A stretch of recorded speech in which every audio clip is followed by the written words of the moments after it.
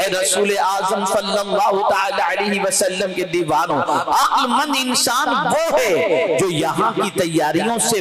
زیادہ اپنی قبر کی تیاری کرتا ہے اور اپنی آخرت کی تیاری کرتا ہے، اس لیے کہ جب ایک طے شدہ حقیقت ہے کہ موت سے ہم بچ نہیں سکتے، ایک طے شدہ حقیقت ہے کہ موت سے کوئی بچا نہیں سکتا، ایک طے شدہ حقیقت ہے کہ موت کا وقت ہمیں نہیں معلوم، ایک طے شدہ حقیقت ہے کہ قبر کے اندر ہم کو رکھا جائے گا، کتنا رہیں گے یہ بھی ہمیں نہیں معلوم، تو میں پھر آپ سے پوچھنا چاہتا ہوں، کبھی ہمارے ذہن میں یہ بات آئی کہ یہاں لائٹ چلی جاتی ہے تو نیند خراب ہو جاتی ہے، بے چینی بڑھ جاتی ہے، گھبراہٹ اور ویسے شروع ہو جاتی ہے، اندھیرا دیکھ کر طبیعت کے اوپر ایک عجیب کیفیت طاری ہو جاتی ہے؟ کبھی ہم نے سوچا کہ یہاں اگر لائٹ چلی گئی تو ہم دوسرا انتظام کر لیں گے، جنریٹر کا انتظام کر لیں گے اور انتظام کے ذریعے لائٹ کا سیٹ اپ کر لیں گے، لائٹ چلی گئی پنکھے کا انتظام ہم کیسے کریں؟ تو ہمارے پاس ٹیبل فین دوسرے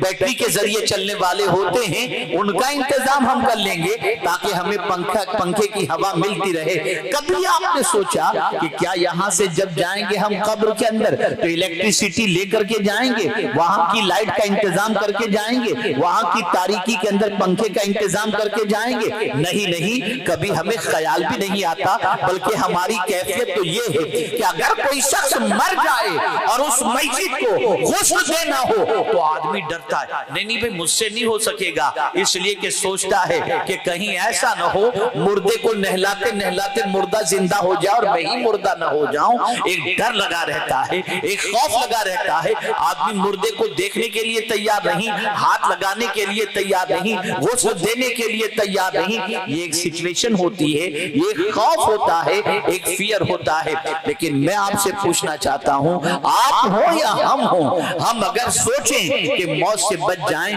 کہیں ادھر بھاگ کے بچ جائیں، کہیں ادھر چھپ کے بچ جائیں، کہیں کنٹری چینج کر کے بچ جائیں، تو میں آپ کو بتاؤں کہیں بھی جائیں موت آئے گی، اور قربان جائیے میرے رب کے ارشاد پر، وَمَا تَدْرِي نَفْسٌ بِأَيِّ أَرْضٍ تَمُوتُ، کوئی جان نہیں جانتی کہ اس کی موت کہاں واقع ہوگی،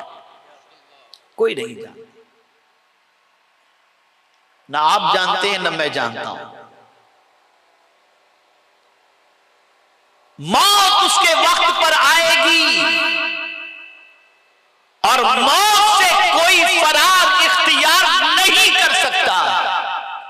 قربان میرے آقا صلی اللہ علیہ وسلم کی عظمت پر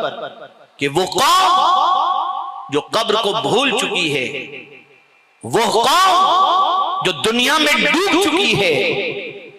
اس قوم کو رسول اعظم صلی اللہ علیہ وسلم اپنی سنت بتا کر 15ویں شب کو قبرستان کی زیارت کی سوچ عطا فرما دیتے ہیں کہ جو لوگ سال بھر قبرستان نہیں جاتے وہ بھی کم از کم جو ہے 15ویں شعبان قبرستان جا کر کے اپنی قبر کے بارے میں سوچیں کہ ایک دن ہمیں بھی یہاں پر آنا ہے۔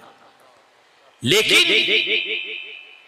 آپ میں سے بہت سارے سال میں کئی مرتبہ جاتے ہوں گے، کسی کا انتقال ہوا تو جنازے کے ساتھ چلے گئے۔ میں بڑی معذرت کے ساتھ عرض کرتا ہوں، میں نے ایسے ظالموں کو بھی دیکھا ہے جو قبرستان میں جانے کے بعد بزنس کی بات کرتے اور کہے لگاتے، وہاں بھی انہیں قبر یاد نہیں آتی نہ اپنی موت یاد آتی۔ موت برحق ہے، موت سے کوئی نہیں بچ سکتا، موت سے کوئی فرار اختیار نہیں کر سکتا۔ انبیاء کرام علیہم الصلاۃ والتسلیم کی ذات اور ان کی ذوات مقدسہ اس فرش گیتی پر سب سے افضل و اعلیٰ ہے، لیکن انبیاء کرام علیہم الصلاۃ والتسلیم کو بھی ایک لمحے کے لیے موت کا ذائقہ چکھنا پڑا، وہ بھی اس وادی سے گزرے۔ یہ اور بات ہے کہ اللہ تعالیٰ نے آج ان کو زندگی عطا فرمائی اور ہر نبی اپنی قبر کے اندر زندہ ہے اور انہیں رزق دیا جاتا ہے۔ اسی لیے اعلیٰ حضرت عظیم البرکت امام عشق و محبت جب رسول رحمت صلی اللہ علیہ وسلم کے بارے میں فرماتے ہیں، عرض کرتے ہیں تو کہتے ہیں تو زندہ ہے واللہ، تو زندہ ہے واللہ، میری چشم عالم سے چھپ جانے والے، اے رسول اعظم صلی اللہ تعالی علیہ وسلم کے دیوانوں، موت برحق ہے۔ اب میں آپ کو سمجھاتا ہوا چلوں کہ موت برحق ہے، اور مرنے کے بعد جہاں انسان کا جسم رہتا ہے اس کو قبر کہتے ہیں۔ جہاں انسان کا جسم رہتا ہے اس کو قبر کہتے ہیں، چاہے وہ مٹی کے اندر رہے، چاہے کسی پرندے کے پیٹ میں رہے، چاہے دریا کے اندر رہے، چاہے درندے کے پیٹ کے اندر رہے، جہاں بھی وہ بندہ موجود ہے، اس کا جسم موجود ہے، وہ در حقیقت قبر ہے، لیکن وہ اس کا پرماننٹ ٹھکانہ نہیں، پرماننٹ ٹھکانہ نہیں، وہ ایک ٹیمپرری جگہ ہے، اور پھر اس کو وہاں سے اٹھایا جائے گا۔ وَأَنَّ اللَّهَ يَبْعَثُ مَنْ فِي الْقُبُورِ۔ اب میں آپ کو بتانا چاہوں گا، یہ جو قبر ہے نا سب کے لیے سملر نہیں ہے۔ جیسے زمین کے اوپر انسان رہتا ہے تو رہتا تو ہے انسان، لیکن کسی کے لیے زمین کے اوپر محل ہوتا ہے، کسی کے لیے جھوپڑا ہوتا ہے، کسی کے لیے دیہات ہوتا ہے، کسی کے لیے شہر ہوتا ہے، کسی کے لیے فٹ پاتھ ہوتا ہے، کسی کے لیے بنگلہ ہوتا ہے، سب کی رہائش سیم نہیں ہوتی۔ ایسے ہی سب کی قبر بھی سیم نہیں ہوتی۔